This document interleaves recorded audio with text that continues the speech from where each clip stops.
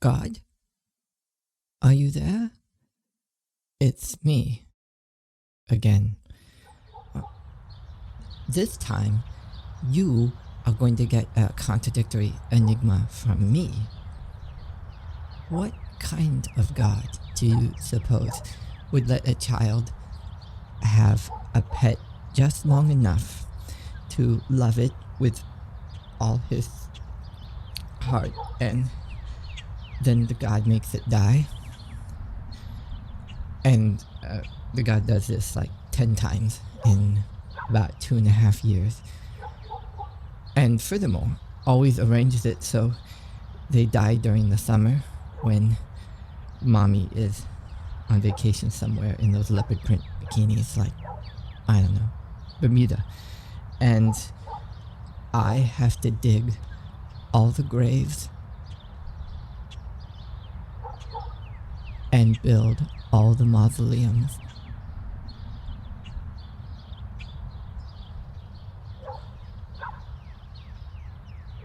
And arrange all the zombie booby trap protections myself.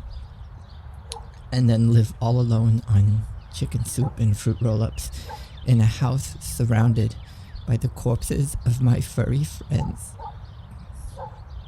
So 2 questions, actually. How much of a bastard would that God have to be? And how can I get my hands around your neck? Maybe I kill myself, and then when I'm up in heaven, just kind of blend in with the crowd, and then tackle you from behind.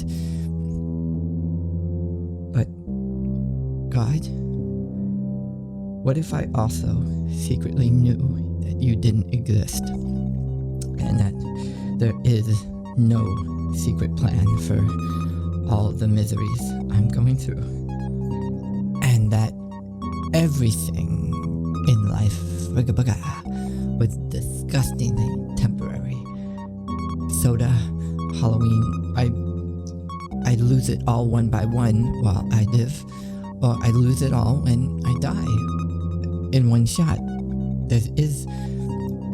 What I'm saying is there is no third possibility, right? I can't pretend that there's any permanence for individual identity. And what does the planet-wide bacteria-like continuance of mankind in general mean to me? What do I care about the overcrowded and over-regulated masses of the 23rd century if I'm not there?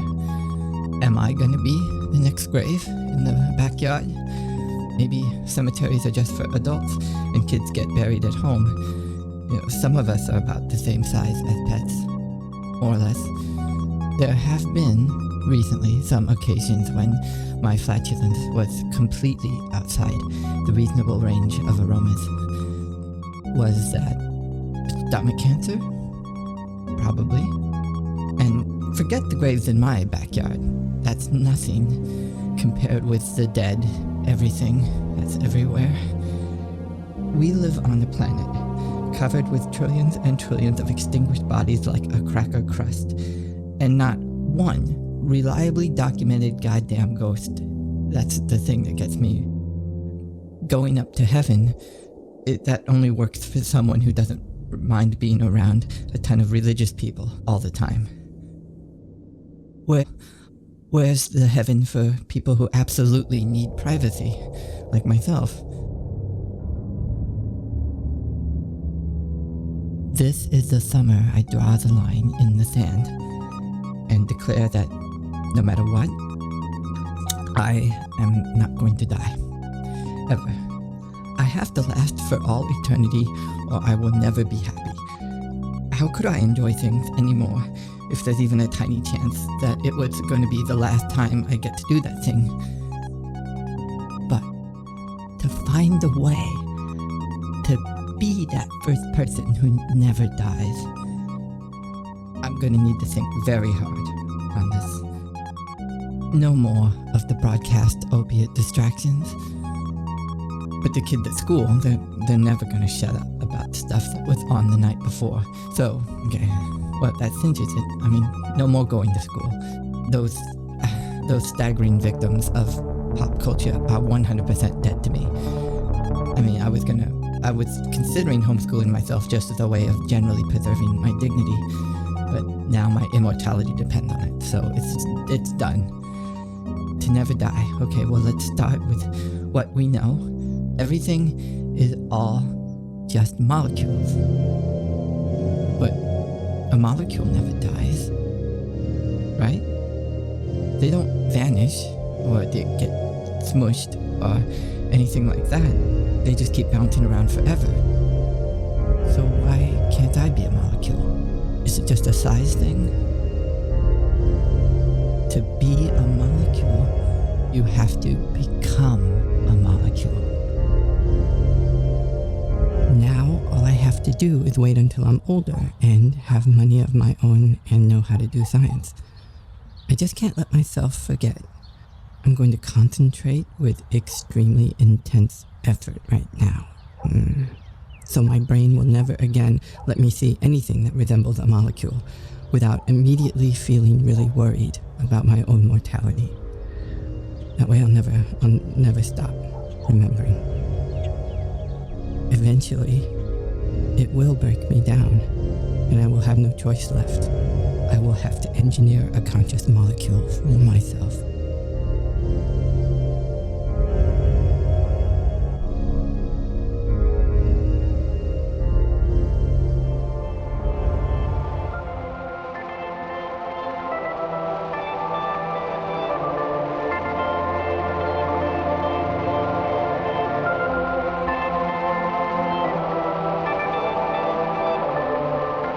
Why am I just sitting there? What would make me satisfied with just a paper cup? Something has clearly gone very wrong with my adulthood. Absorb him, world. Absorb him back into your glowing orange syrup, and let me go take over the apartment. It only makes sense. What the hell am I paying rent for if I'm just gonna shrivel up and die like some old lonely farmer? And we do this. Dum-de-dum, dum-dum. Dum-de-dum, dum-dum. Bum-bum-bum.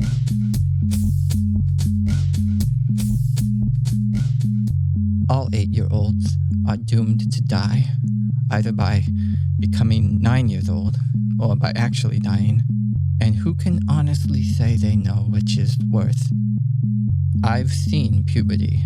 I've seen college. This is not a game anymore. I'm surrounded by biological landmines. Heart attack, this stroke, this aneurysm, a prostate spinning way out of control. Building the everlasting conscious molecule cannot wait. It is time. This time it's time.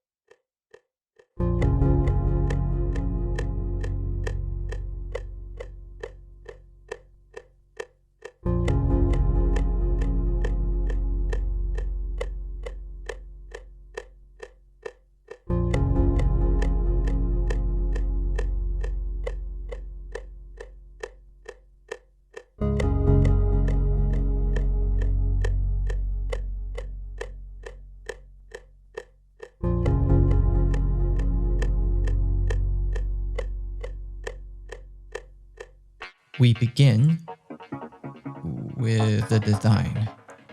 So we need paint. The grid will keep it scientific, but we need paint for this. This is kind of like paint.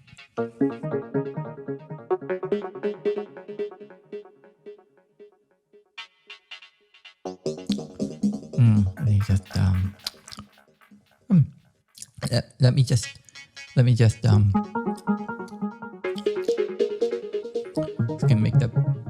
brush narrow. Let me get it a little bent. It'll probably work better if I bend it more. Let me just, okay. I need to swirl it. And then I'm gonna, okay. Let me just.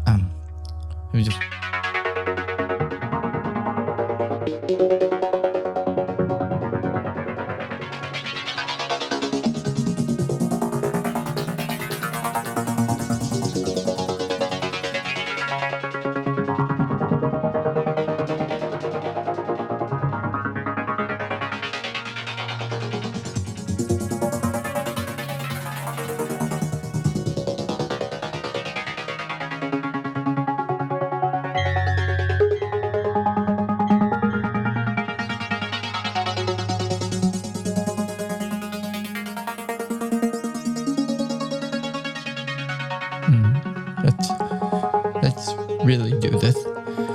Do this though. Not just think about it. We really do it this time. Smooth. Just keep it together.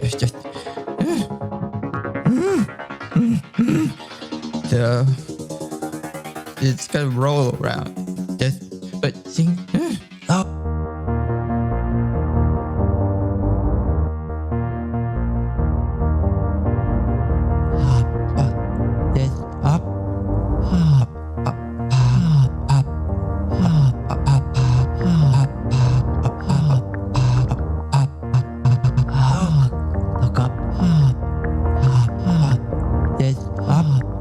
Where see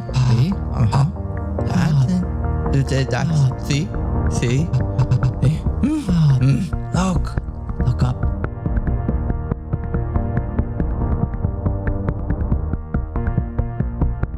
Even coffins are made of molecules, and the dirt is too. They're just tiny pinballs. I remember pinball machines glowing in the corners of pizza parlors and bowling alleys, but mostly in the pizza parlors they had them. I'd stand up on a chair and look, and the colors, the lights, the smoothness.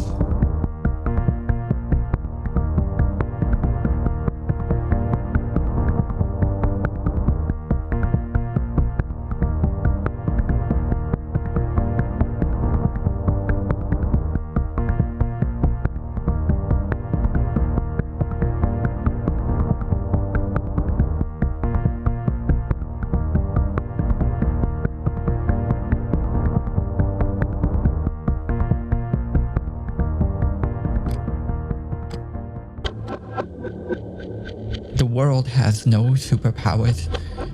There's no wizard schools. There's no gymnastic kung fu fights. Not really. That's all the kibble for common children. The wise child, the child with wisdom, knows that only pinball is the equivalent of molecular reality. Spheres, plus motion, plus the occasional ricochet. Everything else is a lie.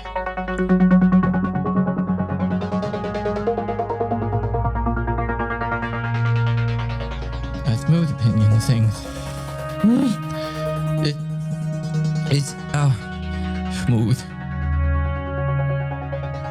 A reflective metallic sphere rolling across a level surface, hitting things for points. Does it get any more exquisite than that? The cosmos is communicating to us one distinct message. Gliding spheres in anticipatable trajectories is the way to go. That's what we need to be doing.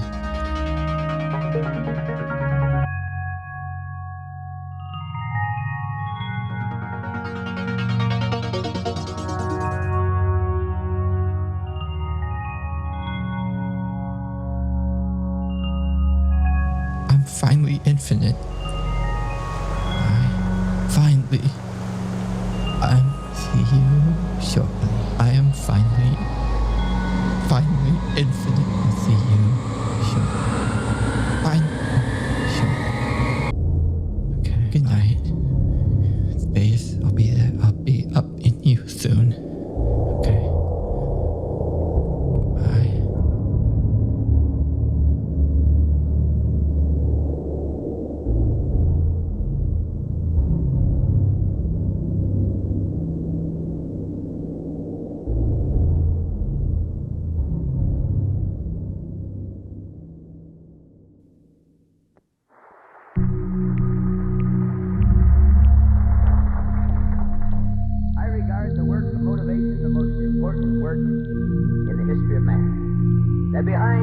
thing that happens is motivation. A wheel doesn't turn unless a man's motivated.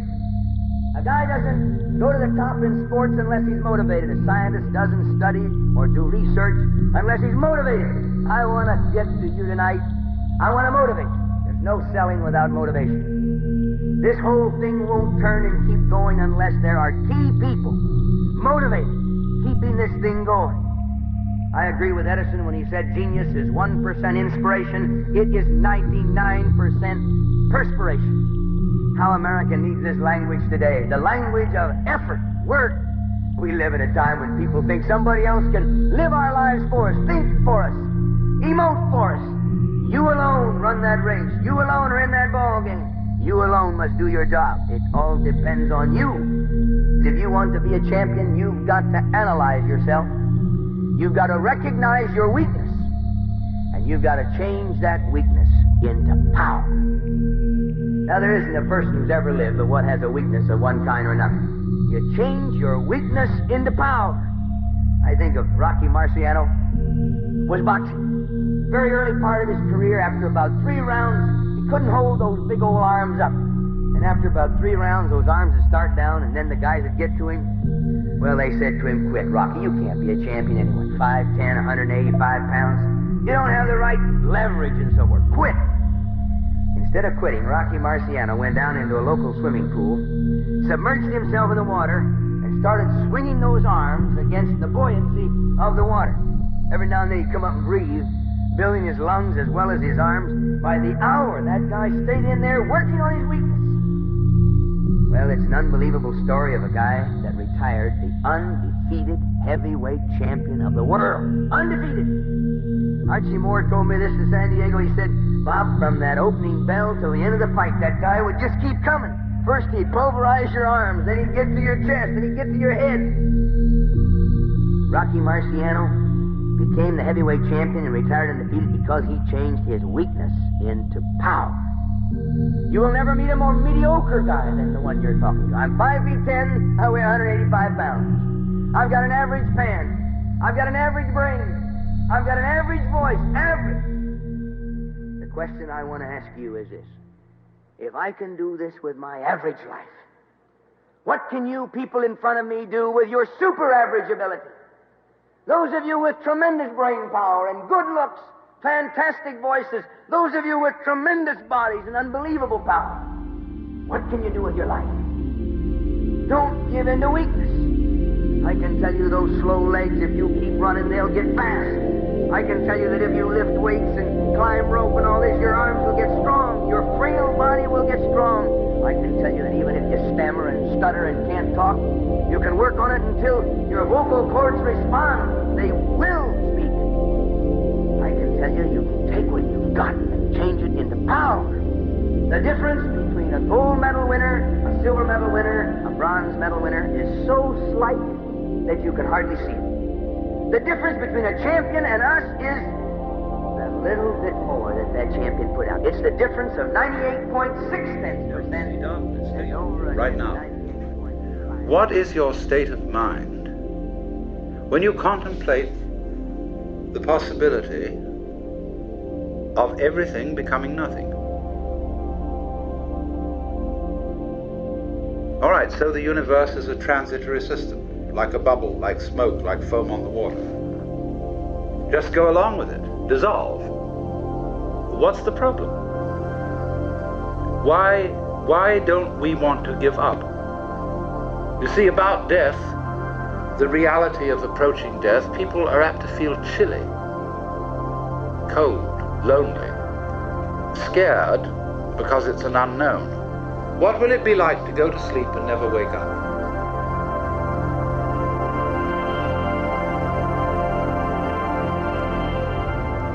What if I designed a pinball machine where the player becomes the pinball and has a dignified adventure? I'll work out the gameplay and narrative bits on a rough prototype. Then afterwards, I'll wrangle up financial backing and an engineering team. And no food until I finish the prototype. Only liquids and syrups and capsules. I need to link my survival to its completion. If I don't jumpstart the conscious pinball idea, it might not happen until long after I'm dead. Oh, okay, but.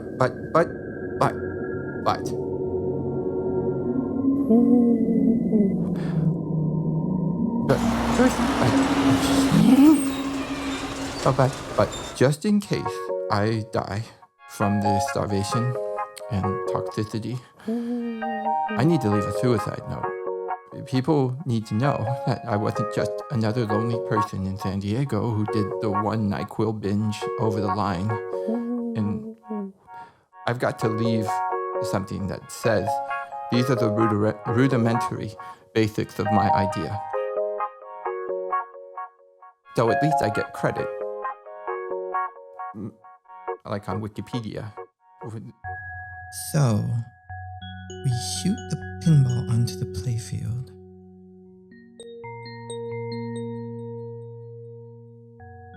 And you catch it with the flipper and just hold it a moment, wondering what's going on, because there's nothing. You can't see anything to aim for. And using bananas as a flippers is perfectly fine for a prototype. It was the name of a curve-style flipper that was in 2 pinball machines, Disco Fever, and a year later, Time Warp. And both of them sold pretty well, so it's no problem. So, then you still try, regardless of the apparent minimalism, because you think there must be something that's going to happen, but nothing does. How long would this continue to be intriguing? I wonder. Or possibly relaxing?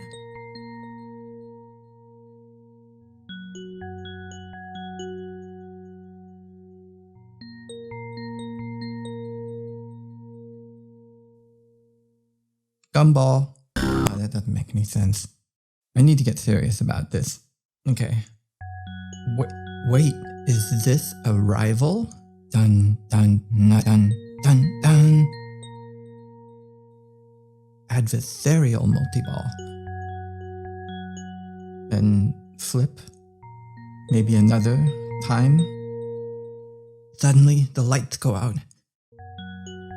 Hold on. The lights are still out. Still out. Okay, they're still out. You just keep your eyes closed at this point because there's nothing to see when lights are out. So, and you open them. And there it is. The surface that pinball machines have always been jealous of. Pool table surface. Delicious. Pool table surface. So smooth.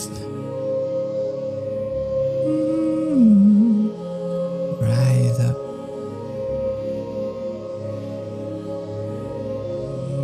Coming by, and rising up. Pool table surface. Zoom. You give this delicious new surface a try by flipping and... Nope. Still nothing. Dang it. You begin to wonder what's the point of this new surface. You give it another flip and... Oh, still nothing. You begin to think, why am I even trying? 100 years from now, this isn't gonna matter, but will anything matter? 100 years? Wait. What's this? Where did he come from? If that's an engineering question rather than a storytelling question, it shouldn't be difficult. They made things appear in Circus Voltaire, and that was like over 10 years ago. And by now they can probably do hundreds of different things springing up all over the place. My engineering team will find a way. They can use cloud computing and proteins for all I care.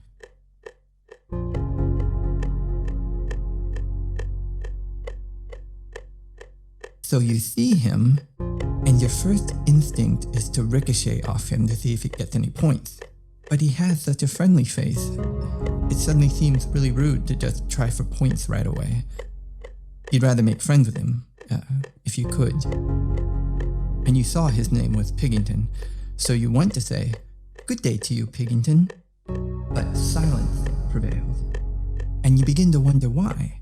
The expression on Pig Anton's face is friendly, but could he know that whole life you once had of really liking bacon and ribs and occasional ham slices? Does he know these things about you? What has he heard? Who do you both know that might have mentioned these things? Maybe he's used to forgiving people about that by now. Then you see what the awkwardness is really about. He owns the pinball machine, so he's a little confused about meeting you, but also he knows it's one of those pinball machines that are sort of humiliating for pinballs. Some kind of Valentine's Day theme. And that's how he was able to afford it, because by the middle of March it was less than half price. And so he's thinking, maybe you are disappointed in him. But because he feels this way, you're certain that you'll probably end up good friends. So you finally exchange some hellos and some easy conversation. And then he asks you a very interesting question that makes you feel kind of spooky. Have you ever looked over the edge? No, why? Come look, it's very strange. It's just a sort of grayish beige fluff of nothingness that goes on forever.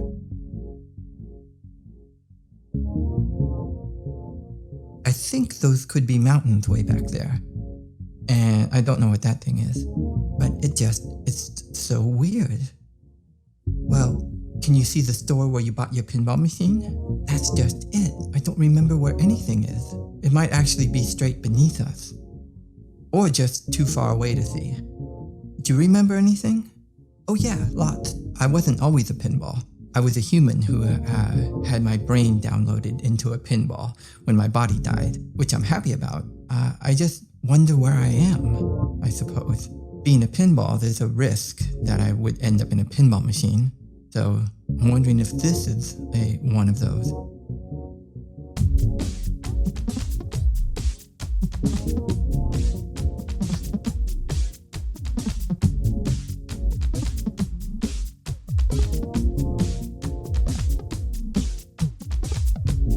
You used to be a human?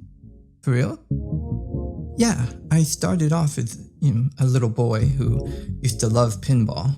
Usually I just watch people play because I didn't have any money. And sometimes I'd get stuck for a while between the pinball machines. And one time I got stuck real bad and I was too embarrassed to yell. So I was there all night. And then I ended up as a lonely adult person.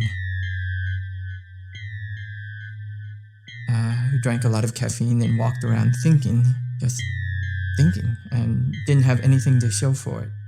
I didn't write a book, I didn't do a blog, nothing, really. It was just a bunch of irritated cogitation, and it was all gonna die with me, but then I got downloaded into the pinball. So it wasn't all futile. Now I have all the time in the world to write a book, or more books, lots of books. That's weird, because I used to be a pinball. What? That's weird. Yeah, I think. Actually, don't hold me to that. I'm really not too sure about where I come from right now. Is there any way down? Like a trail or some stairs? There's something over that way, but it doesn't look safe. Here, let me show you.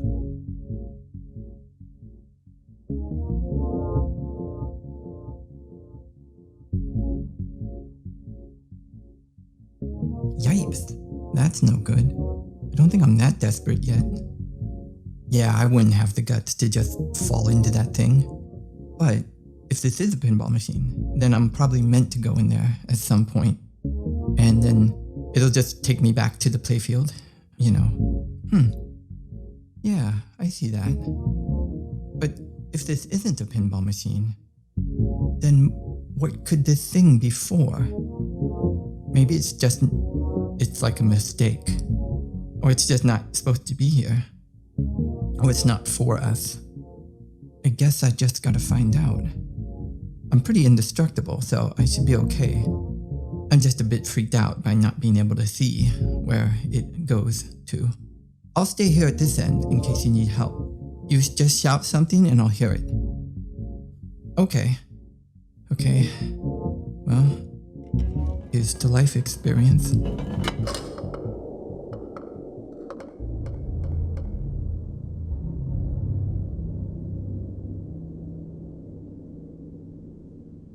Whoa. Oh, whoa. Whoa. Ah! Ah! Whoa! Help! Help! Help! No!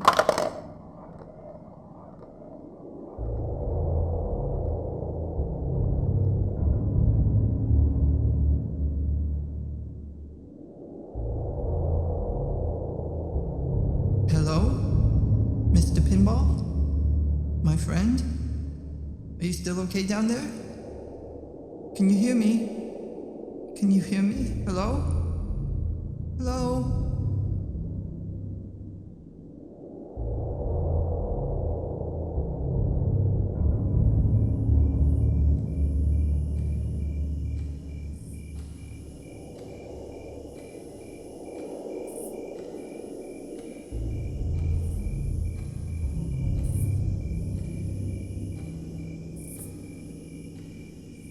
Hello? Mr. Pinball? Oh. What? What?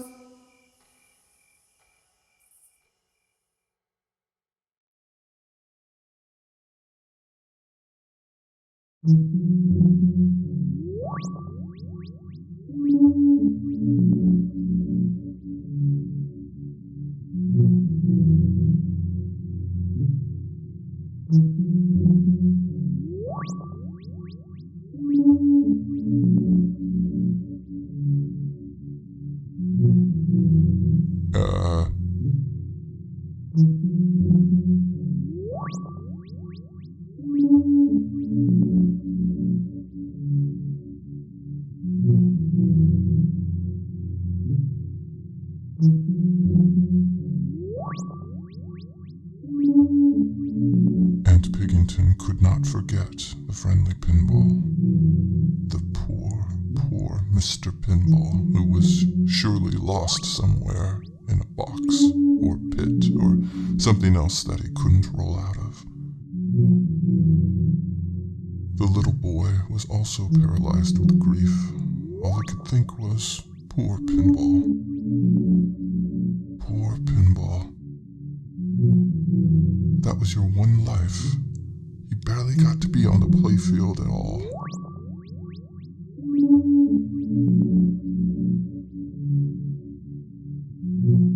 The little boy had finished his cocktail, and the liquid breakfast was letting him perceive how cruel his playfield design was. Even the most brutal of modern pinball machines gave you 3 balls for your 50 cents. But what was the point of a second pinball here? He could simply roll another pinball towards Pig Anton and begin again, but Pig Anton would not be fooled by this flaccid attempt at reincarnation. Look at him. Pig Anton isn't fooled. He's gonna be fine. He'll be fine. All the little boy had left to try was the grueling labor of actual pinball design.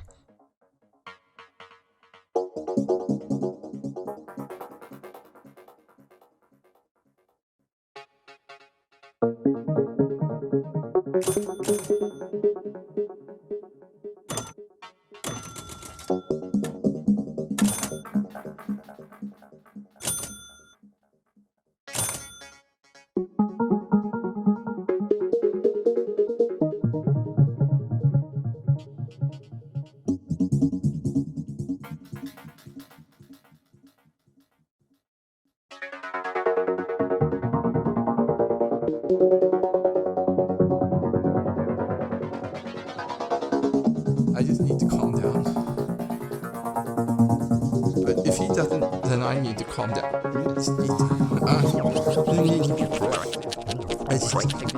I just need. Okay. The one thing you need to do. So what I'm telling you always don't do is you calm down. Calm down.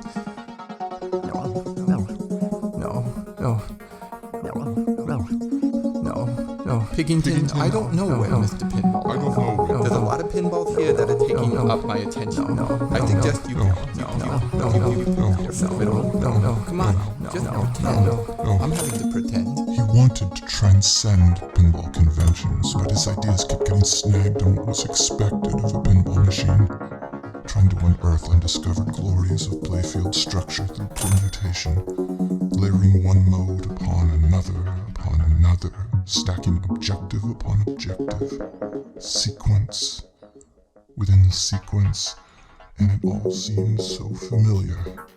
Jackpot, and double jackpot, and super double jackpot shots, certain targets causing other targets to appear, completing one sequence, start the next one. Monkey, I'm trying to build a pinball machine that could could save all our lives. What are you doing? You know what? Way to go, Monkey. You've hung me upside down for practically no reason. Doop, doop, doop. Oh, perfect. Now, Knowledge Cube has made a positive ident of us, and so let's try building a pinball machine in prison. He had maybe one cute idea in the whole bunch, doing a magnet capture during two-ball multi-ball, which held them side by side behind a small brick wall, ostensibly having a conversation like Charlie Brown and Linus do at the end of the Great Pumpkin special. But he didn't have anything for them to say. Maybe they could talk about how they cheated death by getting downloaded into pinballs. Then their break is over and they just head back to the lab. Something like that, maybe. Piggington was disgusted with all of this. I was having a bad moment as well, sort of, and when the little boy started watching what I was watching, Piggington did what he had to do.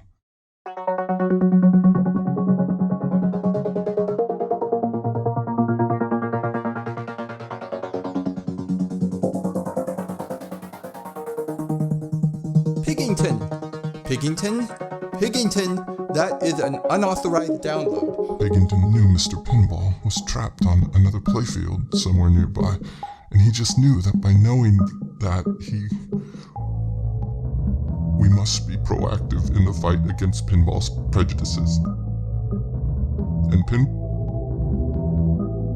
Pinball Piggington would wander the wasteland of beige fluff, slaying the stereotypes of pinball design. Unless he does that, who will ever take a pinball seriously? I just need to calm down. I just need to calm down. He's gonna be fine. He'll be fine. But an entire second playfield within the same game? The only attempt Piggington could remember was a secret prototype from 1990, Total Recall, which, very sadly, was never put into production. It's almost as sad as the abandonment of Pinball Circus, which only had 2 prototypes built and could have ushered in a whole new glorious era of video game cabinet-shaped explorations of multiple level playfields in vertical space, but was never allowed onto the assembly line of bastards. Bastards. This is video game territory.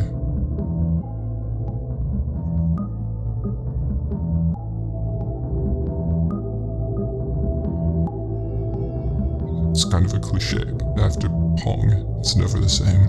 It's never going to be the same again.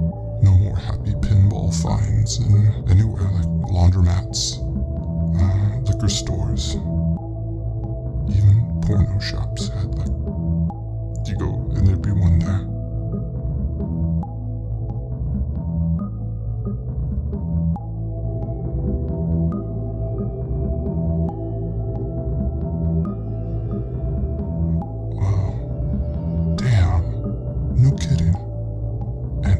Space Invaders control panel overlay. It's worn away where the palms would be. How many quarters would it take to do that? Bowling alleys, 7-Elevens. God. Okay, must find second playfield still. I mean, Pig Anton continued to search for the second playfield.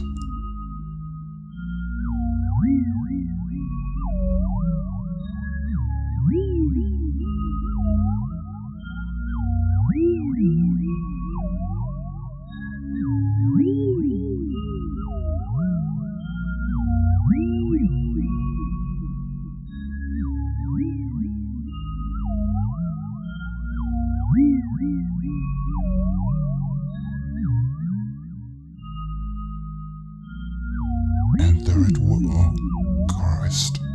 Another toy. I don't know if I can take this right now. Those 70s kids who had to pretend this was like real pinball.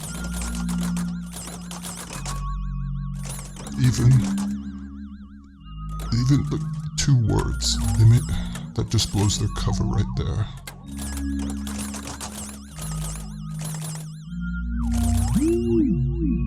But it's complicated because here, observe, an inline target quantity of 10. Exactly 10. This is no coincidence.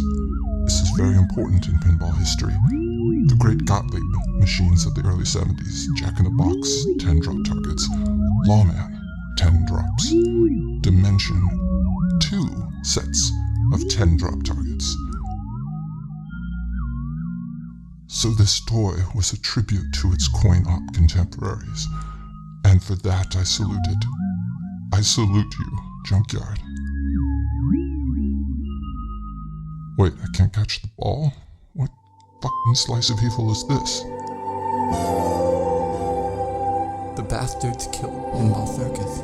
If the bastards can kill Pinball Circus, they can kill you. If this little rectangular world enact genocide on any race of any people on the planet. If I was going to just... It's the same part as the human brain. If I was going to be so pernicious, then... Wait. Was that the last ball? Was that Pig Anton I was playing? Oh God, it was. No.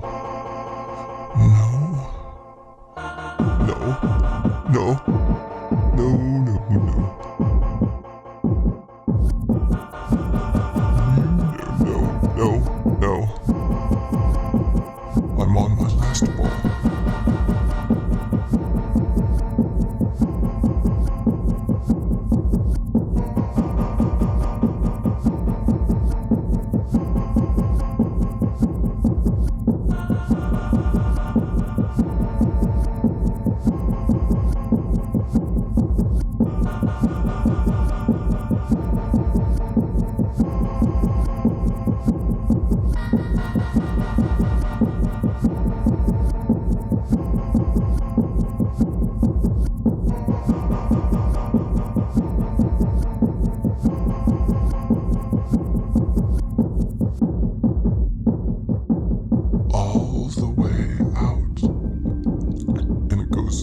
To find a research lab where the very best scientists are. It can even rest when it needs to. It has secret pinball momentums deriving from my perfect shot.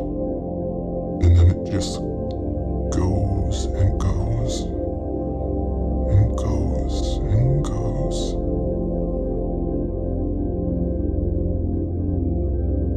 A pinball in the wild. It's so beautiful.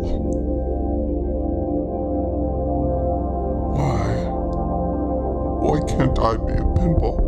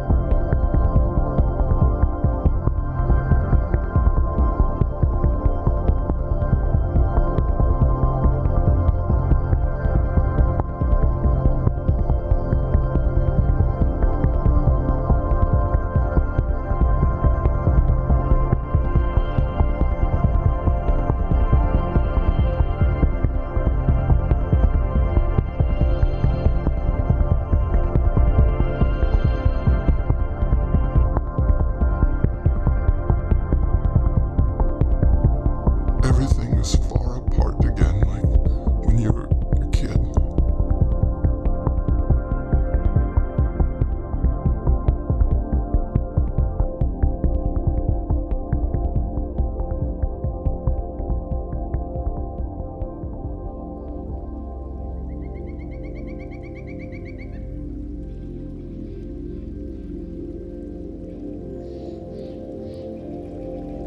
But that's not the way it's going to be.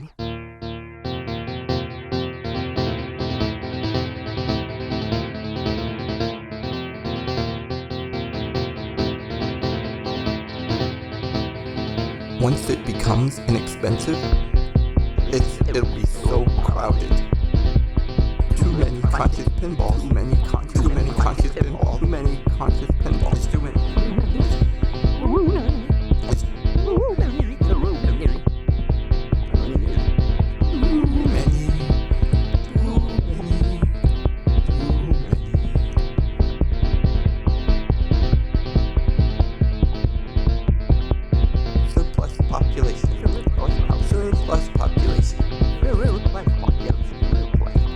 It'll still be kind of fun, but it definitely used to get too many. And rich people get to get it first. Celebrities, athletes, aristocrats, so many complete assholes are gonna get to live forever now. Celebrities, athletes, aristocrats, and now they get to be immortal. No. They need to die, damn it. They need the payback. I can't wait any longer. I can't wait any longer. I have to go tell someone in the scientific community to only use conscious pinballs for intellectuals. Every minute I'm not there with the scientists, I'm risking someone else rushing in there with some other idea that'll take up all their time and money. And I also need to be there for when the pinball arrives there. When it rolls up to their door, I need to tell them it came all the way from my apartment, or else they'll just think I dropped it there. That'll see if they could understand that at the same time, so I can explain. We can explain. But don't do it. No. Don't do it. Don't. Oh God. Don't crush your dreams. They'll crush your dreams. They'll crush your dreams. They'll crush your dreams. They'll crush your dreams.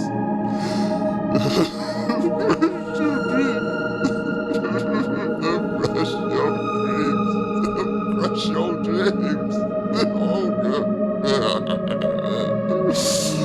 They won't listen. You're too small. And to talk to anyone really important, you'll have to go way down deep where there's radiation and poisons. Wait. Take your idea to the people. That's it. They'll completely love it. And then you can rally them to storm the halls of science and demand that only intellectuals get to live forever. Okay, so what am I gonna say here? People of Earth. I mean, everyone, listen. How would you like to live forever? As a counterpoint to that guy, let me just say that I'm open to the idea of Jesus getting to have a pinball download when he comes back, if and when he comes back.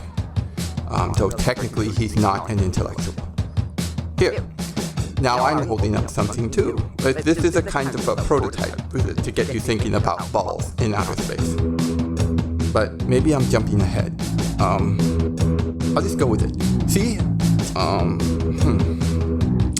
Well, remember how the Greeks said that a circle was perfect? It's partly that, I think.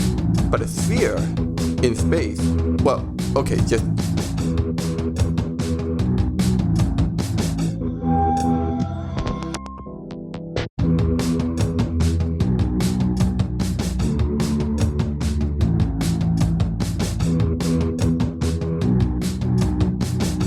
download yourself into an electronic brain in the middle of the pinball, and then you can use the whole outside of the pinball as an eyeball. It's a new kind of better eyeball that can look in all directions at once. which would make it perfect for traveling through space, but there's so much to see all around you. And a giant flipper at NASA flips you into space, but it aims you away from any black holes or molten lava planets. Then you can drift along forever, with the whole universe to go look at. Space gave us life, and now we give ourselves back to space in a perfected metallic form that references our most lovable creation, the pinball machine.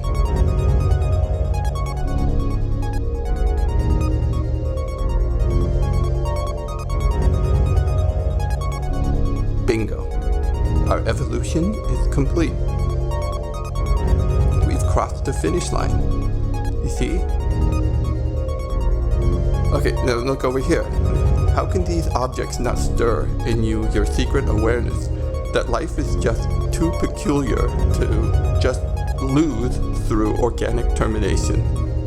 And, thank you. That's all.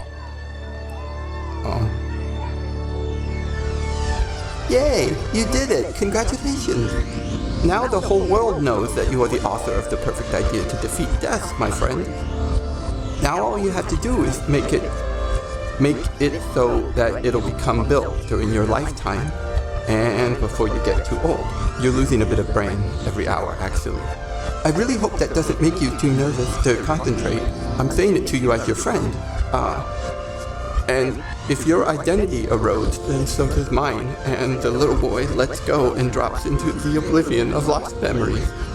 So, I'm only saying this as a friend, so that you whip up a proposal that will fully persuade science and industry to develop it within, let's say, 8 years? 8 years? Or maybe 10? Would 10 be better? That would certainly be enough time, wouldn't it? And again, congratulations. That's the important part, that you're congratulated.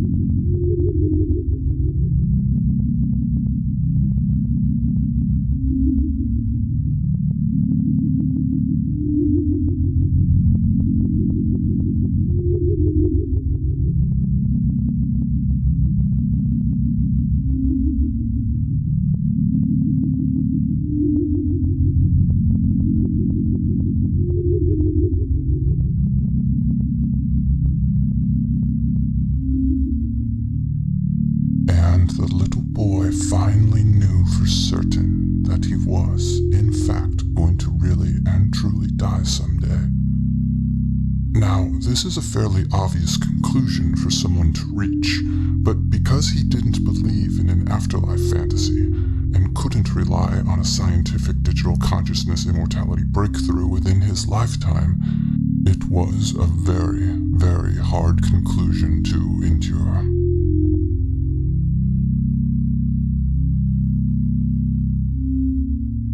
But the little boy was also beginning to realize something rather unexpected. That the longer he existed, the more he would become like everything else. His identity would sink in the vast ocean of experience and knowledge, and he himself would exist less and less, and eventually possess all the anti-individuality of a library catalog. He would gain more and more facts and anecdotes and histories and opinions of the world and essentially wind up as a CPU hard drive combination. So, in the end, it was, in fact, better to be a fully distinct and intense individual for a handful of decades, and then vanish into thin air before all of your qualities become buried in data and repetition. That was the final, sad and glorious truth.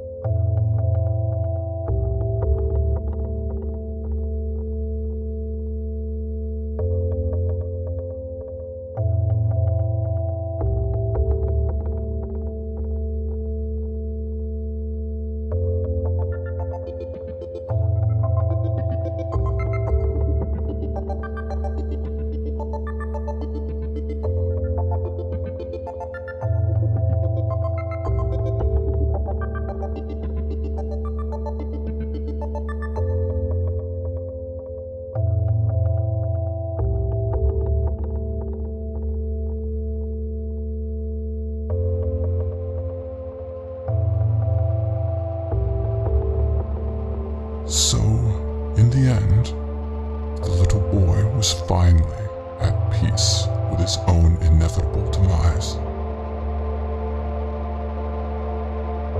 For about 20 hours.